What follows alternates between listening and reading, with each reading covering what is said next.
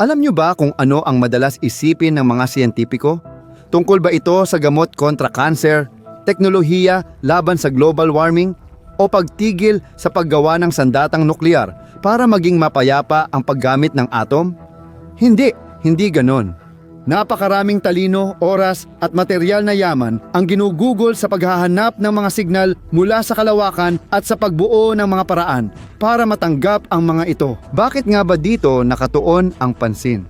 Malamang dahil sa labis na hilig ng tao sa pakikisalamuha at pagpapahayag ng sarili, pati paghahanap ng patunay na hindi lang tayo ang umiiral sa universo. Bakit ito kailangan? Rhetorical lang ang tanong.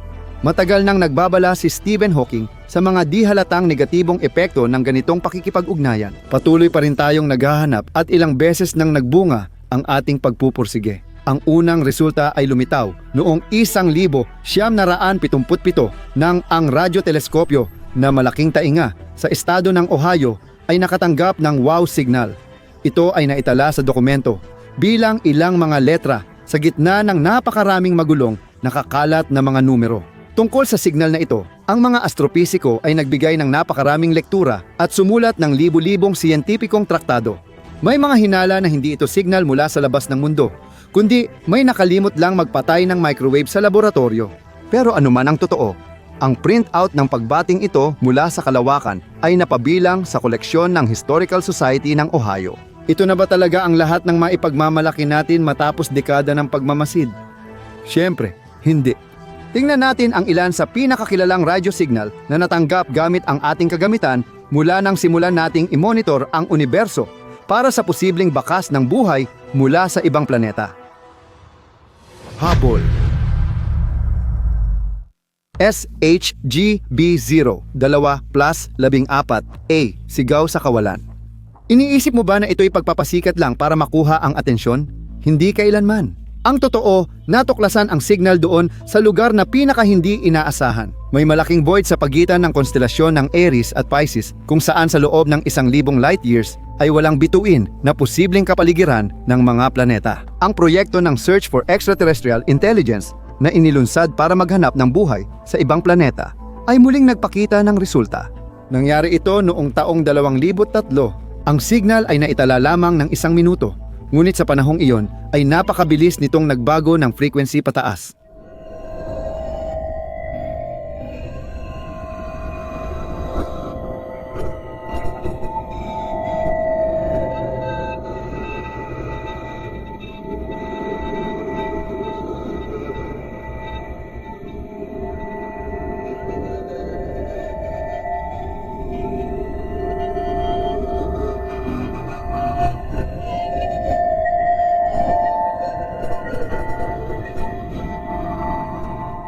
Ano yon? Sinusubukan ba tayong kontakin ng matalinong sibilisasyon?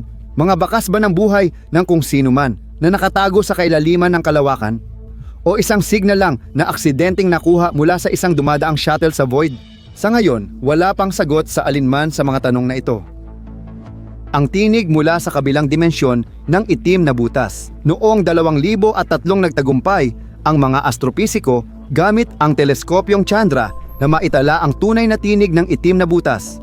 Malalim, nakakatakot at misteryoso. 19 na taon lang ang lumipas bago narinig ng iba ang ugong na ito. Para magawa ito, nagsikap ang mga siyentipiko at tinaasan ang tono ng mga signal ng 58 oktaba kaya doon lamang narinig ang tunog.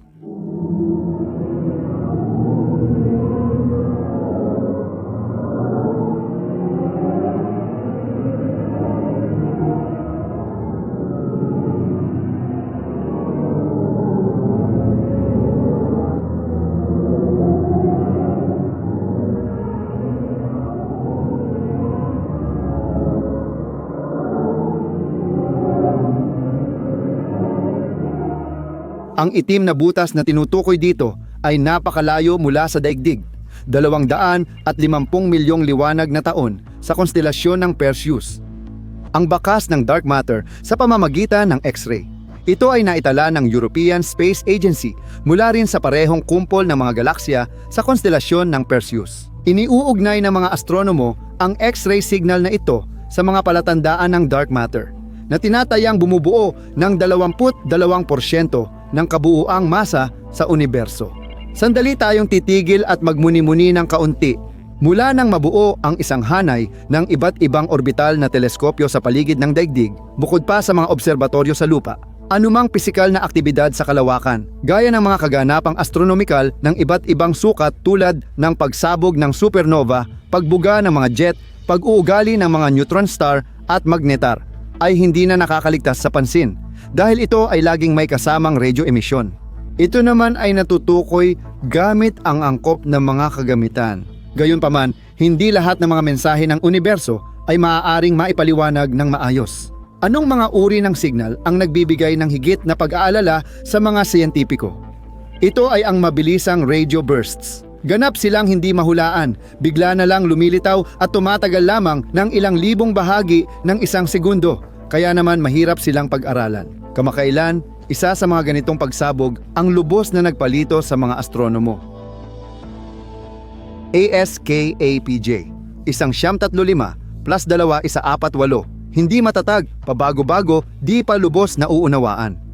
Ganyan eksaktong mailalarawan ang kakaibang signal na ito, na kumikilos sa paraang di maintindihan at hinaharangan ang anumang paliwanag sa pinagmulan nito. Ano ang ibig naming sabihin?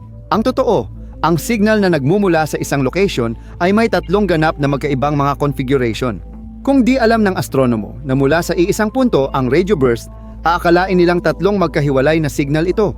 Sa umpisa, mga 50 segundo, may malalakas na electromagnetic na pagsabog na sobrang liwanag at may mga alon sa isang direksyon. Ipinapakita sa ikalawang bahagi ng Cosmic Marlesonsky Ballet ang mas mahihinang pulso, 26 na beses na mas mahina kaysa sa una, at tumatagal lang ng halos 370 millisecond. Ang ikatlong bahagi ng signal ay nakakakilabot na katahimikan, waring naroon ang universo na dumaan sa kanyang thermal death. Ang signal na ito ay minamatyagan ng isang obserbatoryo sa Australia na may malakas na radyoteleskopyo. Ano ang opinyon ng lokal at pandaigdigang eksperto rito? Ang pangunahing teorya ay ito ay mga bakas ng aktibidad ng isang neutron star. Mayroon ding palagay na maaaring ganito rin ang asal ng isang puting duwende. Pareho itong bunga ng pagkamatay ng mas malaki at malawak na katawan. Hindi ito perpektong teorya dahil hindi lahat ng signal parameters ay tugma sa pisika ng mga nabanggit na bagay. Kung walang iba, ika nga, sabihin ko rin na ang ASCAPJ 1,935 plus 2,148 ay hindi natatangi. Noong 2006 na taon, may natuklasang magkatulad na signal sa iba't ibang panahon. Iba-iba ang pag-uulit pero pareho ang mga katangian. Siyempre, agad lumitaw ang hinala tungkol sa signal mula sa mga dayuhan, lalo na matapos makitang masyadong mahaba ang panahon ng paglabas ng ganitong radio signal. Para ipaliwanag ito, dapat isaalang-alang ang malalakas na magnetic field na hindi pa alam ang kalikasan ng mga siyentipiko. Dahil marami nito, pinapakalma ng mga astronomo ang sigasig nang naghahanap ng ebidensya ng mga dayuhan sa mga mensaheng ito. Malamang, hindi ito tungkol sa mga pagpapakita ng mga sibilisasyong dayuhan, kundi tungkol sa mga bagay sa kalangitan. Kahit na may kakaiba, hindi karaniwan at hindi natin maintindihang mga katangian. Sa totoo lang, para makarinig ng mga tunog na mula sa labas ng mundo, hindi naman kailangang itutok ang mga radyoteleskopyo sa malalim na kalawakan. May ilang impormasyon na may kinalaman sa tunog na maaari ring makuha mula sa Mars rover. Narinig mo na ba kung paano umuugong ang bagyo sa Mars? Tinawag ang sunstorm na ito na alimpuyo ng alikabok at unang naitala ang ingay nito noong 2022.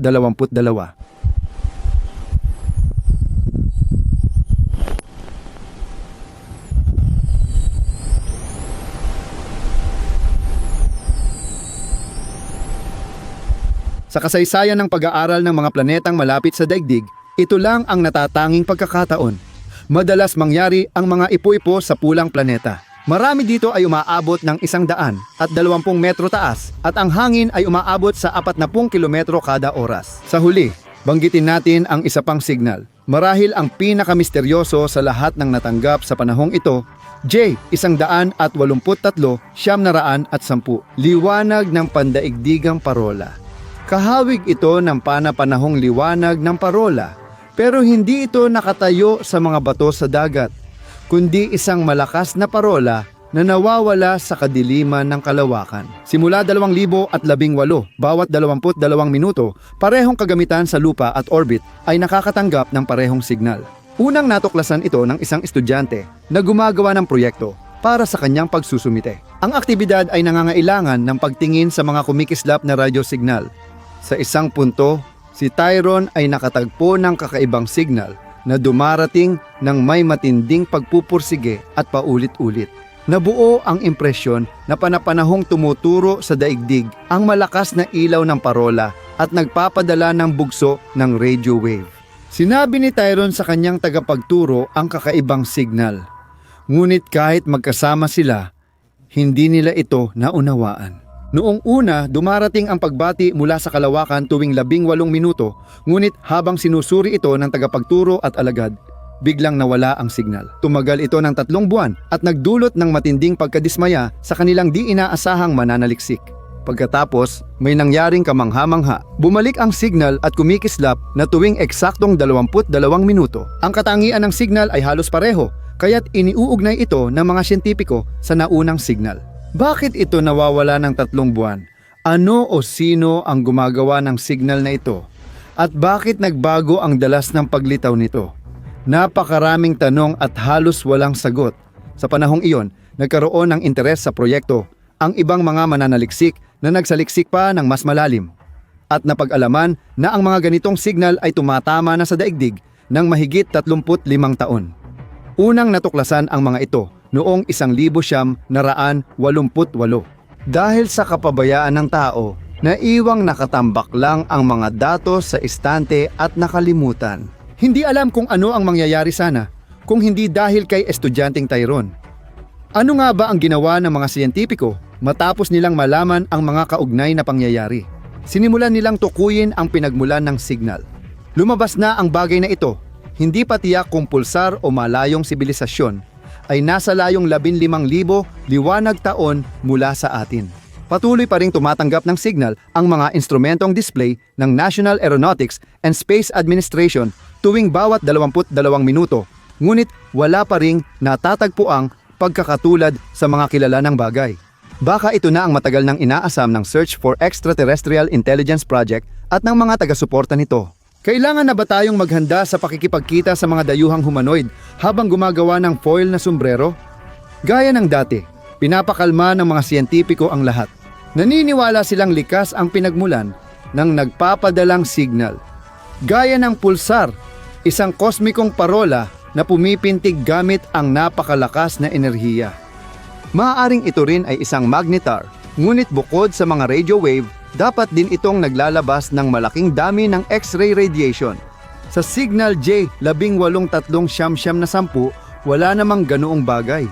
Ang kaguluhang ito ay parang pugad ng langgam na biglang lumitaw sa Hadron Collider.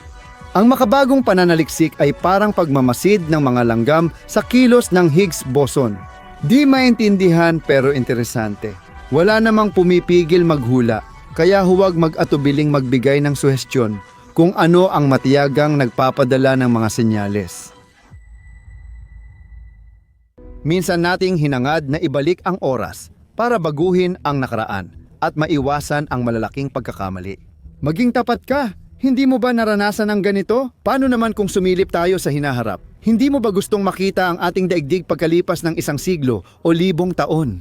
Sa sikat na Amerikanong teleserye noong 2024 na taon na madilim na materya, paulit-ulit na sinabi ng pangunahing tauhan, sa universo na ito, tiyak na mangyayari ang lahat ng maaaring mangyari. Ibig sabihin, bilyon-bilyon ang posibleng realidad. Ano ang dapat nating mapulot sa pahayag na ito? Simple at lohikal ito. Ang paglalakbay ng walang sapat na paghahanda, noon man o sa hinaharap, ay maaaring magdulot ng di kanais-nais na sorpresa, seryosong makagambala at posibleng sumira sa buhay ng manlalakbay. Kung isasaalang-alang natin ang space-time continuum, may ilang kilalang pamantayan tungkol dito. Sa espasyo, maaari tayong gumalaw sa iba't ibang direksyon, pataas, pababa, kanan, kaliwa, at iba pa. Pero pagdating sa oras, pasulong lang tayo at wala nang iba pang paraan. Kung ganon, baka dapat subukan nating umusad ng mas mabilis. Mamaya na natin pag-usapan yan. Ngayon ito muna ang isipin natin. Sa tingin nyo alin ang mas mahirap? bumiyahe papunta sa hinaharap o sa nakaraan. Sa teorya, mas madali raw makapasok sa hinaharap. May tatlong medyo makatotohanang paraan para dito: pisikal, quantum, at biolohikal. Sa totoo lang, sa ngayon, bawat isa sa atin ay isang manlalakbay sa hinaharap. Kapag bumibili ng tinapay, natutulog o nakaupo sa harap ng computer. Sa mga sandaling ito, tumatanda siya kada segundo. Nakakainip at mabagal ang ganitong paglalakbay. Ngunit sa bilis ng liwanag, posible ang pangarap ng isang manlalakbay na makarating sa hinaharap. Ang patunay dito ay ang paradox ng kambal. Kung ikukwento ito ng maikli, ang kapatid na naglakbay sa kalawakan sa bilis ng liwanag ay tumanda ng mas kaunti kaysa sa naiwan sa daigdig. Teknikal na posible talagang bumagal ang oras. Ang orasan ng naglakbay na kapatid ay mahuhuli kumpara sa naiwan sa bahay, ayon sa epekto ng paradox na ito. Ibig sabihin, ang posisyon ng tao sa oras ay medyo subjektibo, kaya kung talagang bibilis ka, posible talagang makalipat sa hinaharap. Posibleng maranasan ang kaparehong epekto malapit sa event horizon ng itim na butas, kung saan napakataas ang grabidad. Ano ang epekto nito sa praktika? Ang paglalakbay sa napakabilis na bilis ay nagbibigay lang ng pagkakataon na gumalaw ng mas mabilis kaysa sa natural na daloy ng oras, na para bang nauunahan mo ito. At sa huli, walang mga lungsod ng hinaharap, mga Dyson Sphere o kolonisadong Mars. Kung iisipin, maaaring ituring ang cryopreservation bilang isang kakaibang time capsule. Natutulog ka sa nakaraan, nagigising ka sa hinaharap.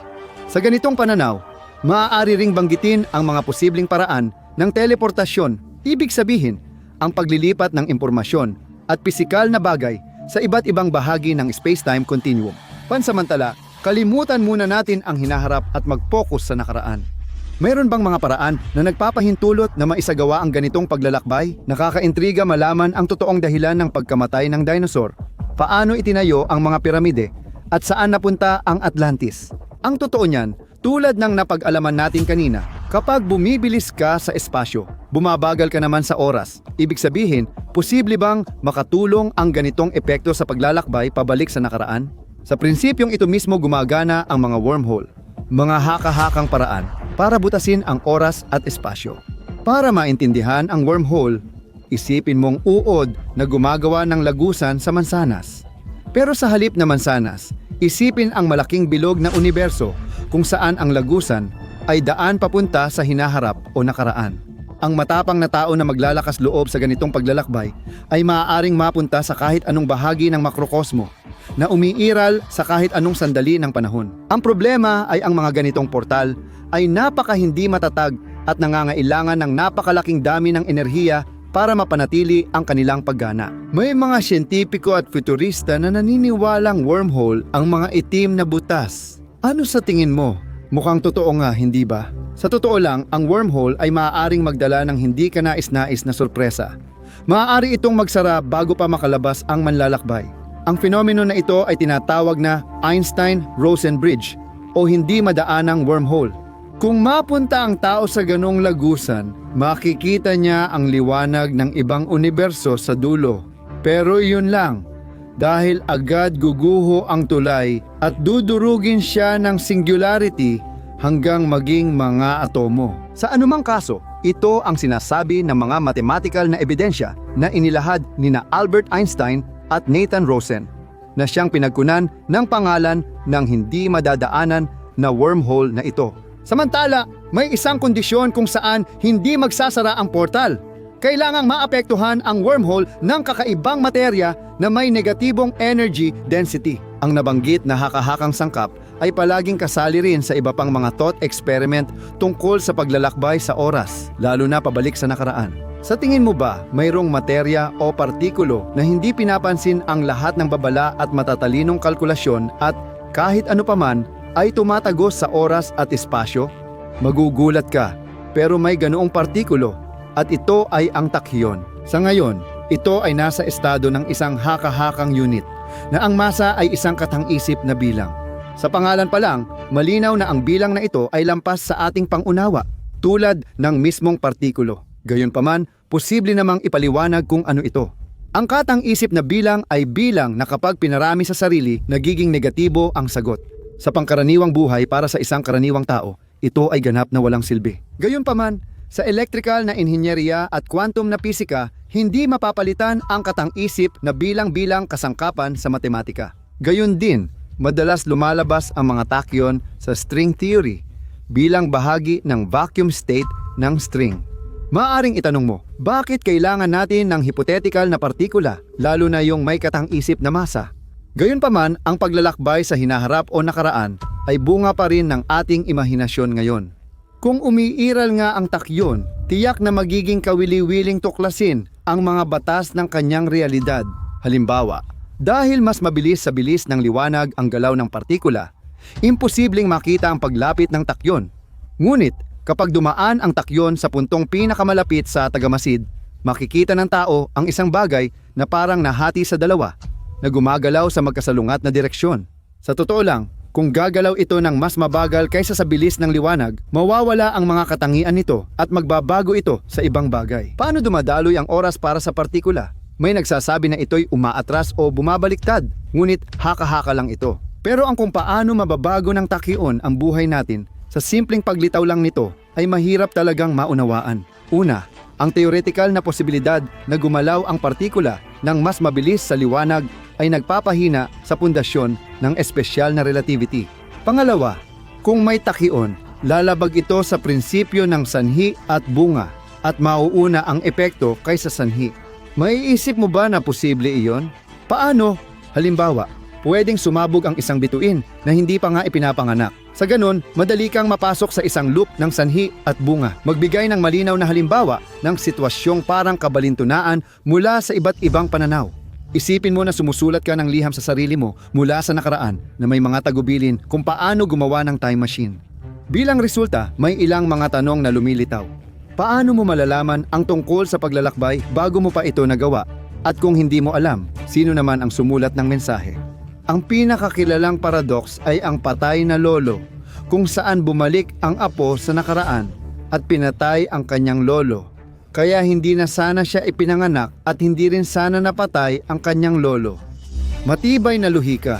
Sa kabutihang palad, sa ngayon ay wala pang halimbawa ng sanhi at bunga na loop. Bagamat ang mahiwagang fenomeno na ito ay paksa ng mga pilosopikal at siyentipikong diskusyon at lumalabas din sa mga kwento ng mga pelikulang pantastiko. Meron bang kahit anong solusyon sa mga ganitong walang labasang paradox? Oo, at ito ay napaka-elegante. Gaya ng alam natin, ang lakas ng aksyon ay nagbubunga ng lakas ng kontraaksyon. Kaya para sa mga temporal na paradox, ang Soviet na pisiko na si Igor Novikov ay nag-isip ng isang kontra-argumento. Isang teoryang nilikha upang lutasin ang mga ito. Madali itong ipaliwanag gamit ang halimbawa ng parehong paradox ng patay na lolo. Kung gumana ang prinsipyo ng self-consistency ni Novikov, hindi mahahanap ng apo ang kamag-anak, hindi puputok ang baril, o may mangyayaring hahadlang sa pagpatay kapag napunta siya sa nakaraan. Ngunit bumalik tayo sa hypothetical na partikula. Ano pa ang mga katangian nito na dapat banggitin? Ipagpapatuloy ang listahan. Ikatlo, ang mga takyon ay maaaring magpadala ng impormasyon sa nakaraan na nagbubukas ng mga posibilidad para sa paglalakbay sa oras.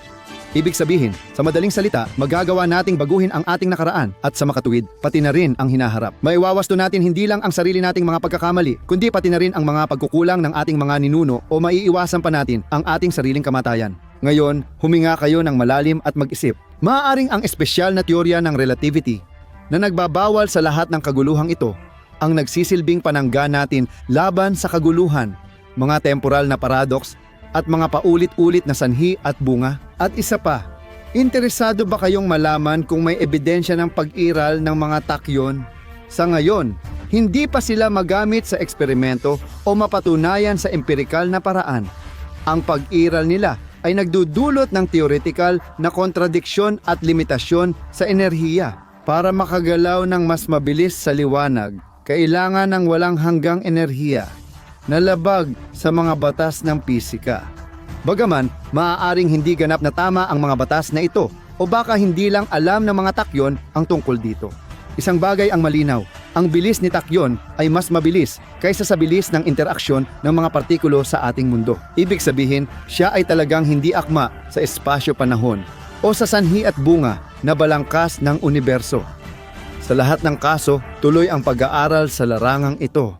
Kaya sa hinaharap, posible talaga na magkaroon tayo ng mga gadget na gawa sa takyon at sa wakas ay maaari mong kausapin ang sarili mong 8 taong gulang at sabihan siya na huwag tumalon mula sa garahe na iyon. Kahit na may mga bumabatiko sa prinsipyo ng self-consistency ni Novikov na sinasabing mas inilalarawan nito ang resulta kaysa sa proseso kung paano mapoprotektahan ang nakaraan, posible pa rin na ito ang makalutas sa mga nabanggit na paradox at magbukas ng mga bagong posibilidad para sa paglalakbay sa iba't ibang panahon. Naiisip mo ba kung gaano ka-exciting ang ganitong paglalakbay? Ikomento kung saan nyo gustong maglakbay.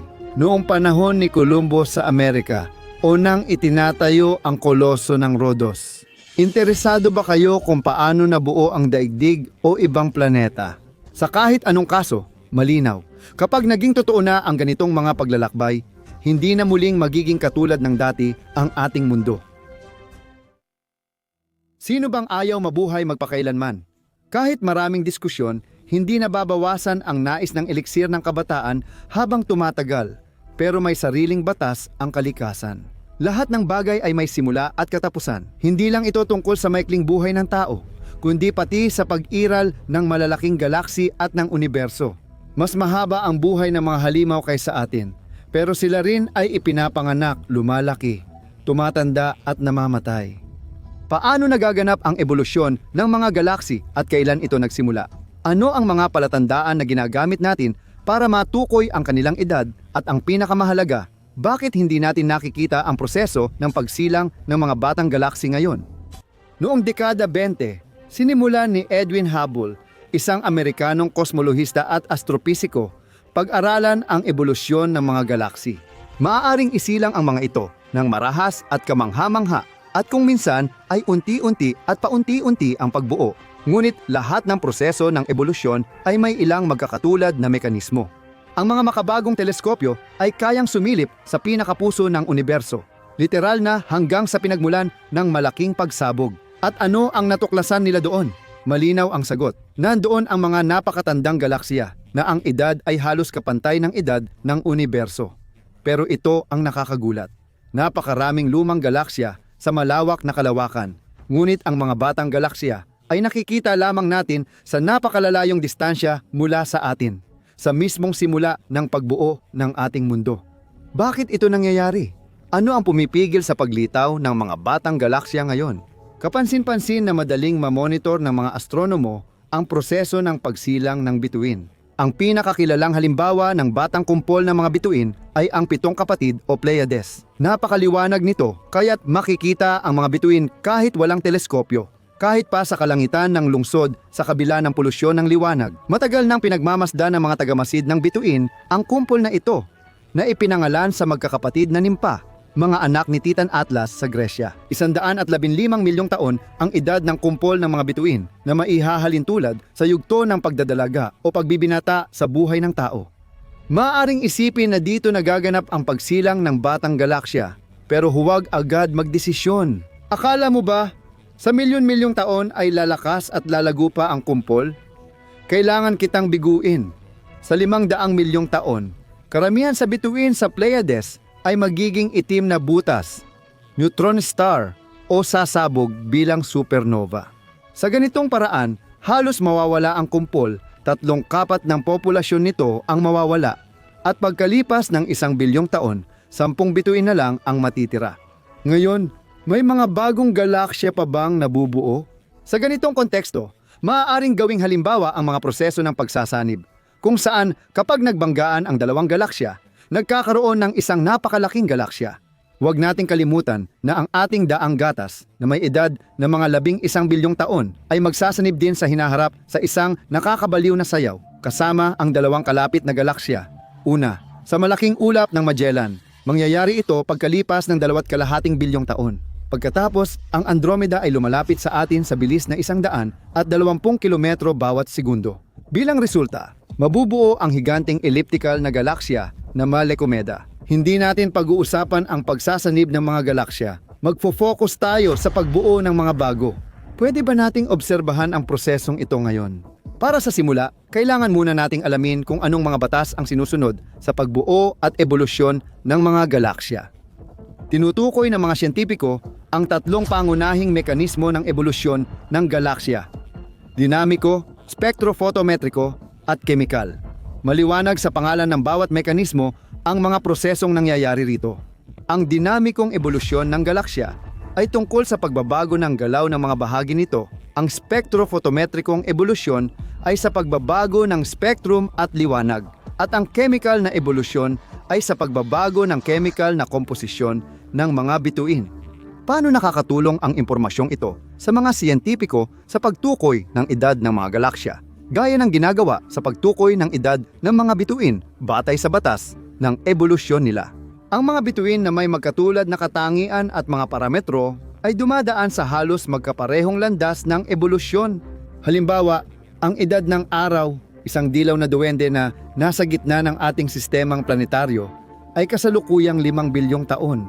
Ang buong siklo ng buhay nito ay doble pa, 10 bilyong taon, tulad din ng daan-daang milyong dilaw na duwende sa buong universo. Ganoon din ang paraan na ginagamit sa mga galaksya. Pero may malaking pagkakaiba. Ang mga ganitong bagay ay hindi pare-pareho dahil sa bawat galaksya ay may mga bituin na iba-iba ang uri. Paano mo matutukoy ang edad ng isang kumpol sa ganitong kaso? Ang sistemang solar ay hindi rin pare-pareho, pero kaya nating tukuyin ang edad nito. Bakit kaya? Dahil sa kasong ito, sabay-sabay lumitaw ang lahat ng bagay. Sa sukat ng universo, ang dagdag bawas na kalahating bilyong taon ay hindi na mahalaga. Kaya mas madali nating matukoy ang edad ng lahat ng kasali sa iisang kaganapan ng pagbuo ng mga bituin. Pero hindi ito maikukumpara sa malawak at komplikadong proseso ng pagbuo ng isang partikular na kalawakan. Tapat nating sasagutin. Hanggang ngayon, tinutukoy pa rin ng mga siyentipiko ang edad ng mga kalawakan dahil wala pang ibang batayan. Kaya umaasa sila sa mga katangian ng mga bituin nito. Kaya naman, napakalapit lang ng mga resulta. Maiintindihan ng kahit bata ang eskemang ito. Kung ang pinakamatandang bituin sa kalawakan ay nabuhay ng 1 bilyong taon, malinaw na bata pa ang kalawakan. At kabaliktaran din. Kung lahat ng bituin ay sinaunang labi ng radyasyon, ibig sabihin marami na ring naranasan ang kumpol. Pero kung ganun lang kasimple ang lahat, wala sanang agham na tinatawag na astronomiya. Anong mga nakatagong balakid ang dala ng nabanggit na paraan sa pagtukoy ng edad ng mga galaksi? Ang problema ay hindi lahat ng mga bituin na nakikita natin sa anumang pinag-aaralang galaksi ay siguradong kabilang talaga doon. Minsan, lumilitaw ang mga ito dahil sa proseso ng pagsasanib sa mas matandang bagay. Kaya saan natin maaaring makita ang proseso ng pagbuo ng mga batang galaksi? Ang James Webb na orbitang teleskopyo na kamakailan lang nagsimulang gampanan ang kanyang tungkulin ay nagdulot ng kalituhan sa siyentipikong komunidad nang matuklasan nito ang dalawang napakabatang galaksi na may edad na 300 milyong taon. Sa lahat ng panahong ito, inakala ng mga siyentipiko na sa panahon halos kaagad pagkatapos ng malaking pagsabog, imposibleng lumitaw ang mga ganitong bagay. Ngunit winasak ni James Webb ang pundasyon na kinakapitan ng maraming teorya ng makabagong astronomiya. Bukod pa rito, hindi rin sinagot ng sikat na teleskopyo ang ating tanong dahil natuklasan nito ang mga batang galaksya na hindi sa proseso ng pagbuo, kundi buo na. Tingnan natin ang problema mula sa ibang pananaw. Maaaring hindi dapat husgahan ang edad ng mga galaksya base lang sa populasyon ng mga bituin. Ang pag-uugali ng mga bituin sa mga galaksya ay sumusunod sa isang pangkalahatang tuntunin na nagsasabing, bukod sa mga bituin, mayroong isang bagay na mas mabigat at mas malaki sa gitna ng mga kumpol, kung saan umiikot ang lahat ng kaguluhang ito. Mas marami ang hindi pa kilalang bagay na ito kaysa sa mga bituin mismo, kaya maaaring ito ay nauna pa sa kanila. At dapat bang kalkulahin ang edad ng mga galaksya batay sa mga katangian ng bagay na ito? Tinutukoy natin ang madilim na materyang pumupuno sa universo at mga galaksya. Pero may hindi na naman tugma.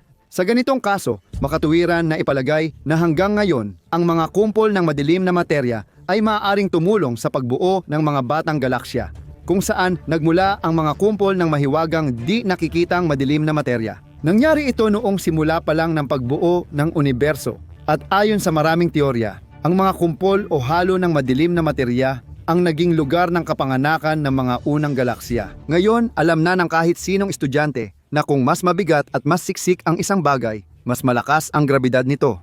Kaya naman, ang mga kumpol ng madilim na materya ay sapat na kabigat para hilahin ang karaniwang materya, na lalo pang nagpapalaki ng kanilang masa. Unti-unting lumamig ang gas at nahati-hati. Dito nagsimulang mabuo ang mga protogalaxy.